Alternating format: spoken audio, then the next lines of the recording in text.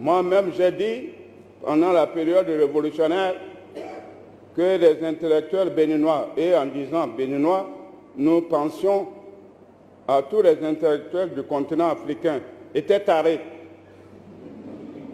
Parce qu'ils travaillent dans leur propre pays comme s'ils sont des colons. Ils sont venus exploiter leur propre pays. Ils se soucient peu du développement de leur pays. Mais ce qui les intéresse, c'est de détourner les fonds.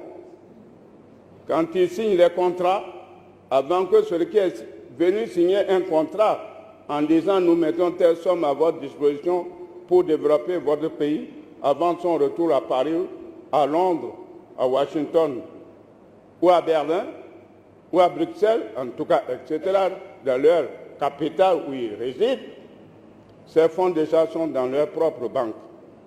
C'est ce qui fait la honte de l'Afrique.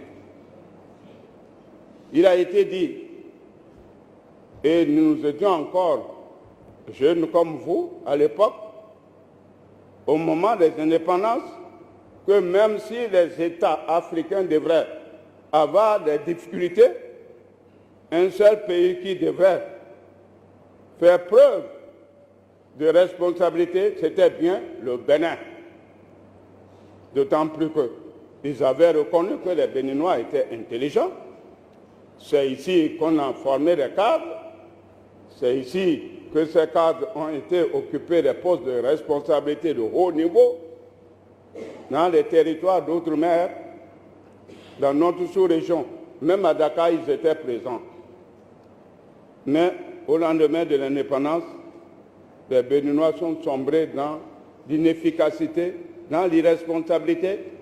Ce qui les intéressait, ce n'était pas de développer le Bénin, mais au contraire de se battre, de se mentir, de se tromper, de voler les moyens de l'État pour aller acheter les villas.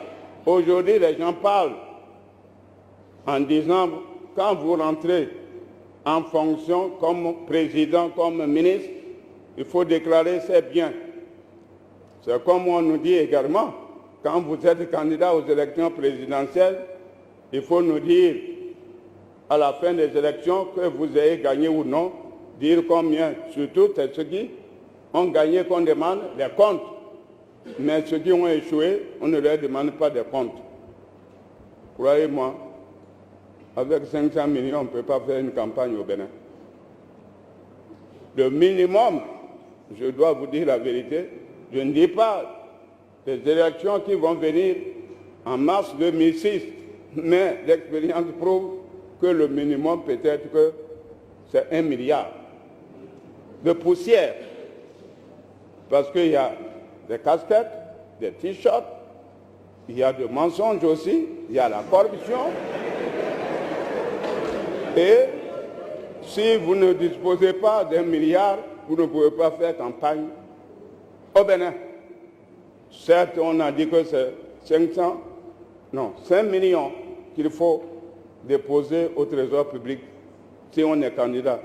Et si on a 5% de voix, bon, vous pouvez récupérer votre argent. Mais il n'y a pas 5% de voix au Bénin. Ceux qui arrivent à percer, les deux qui arrivent au premier tour, au dernier tour, il n'y a qu'un seul qui arrive. À partir de ce moment, peut-être que les deux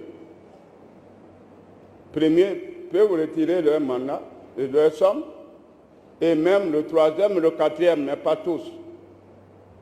Et j'ai appris maintenant qu'il faut aller jusqu'à 50 millions ou 15 millions. La loi n'a pas encore été votée.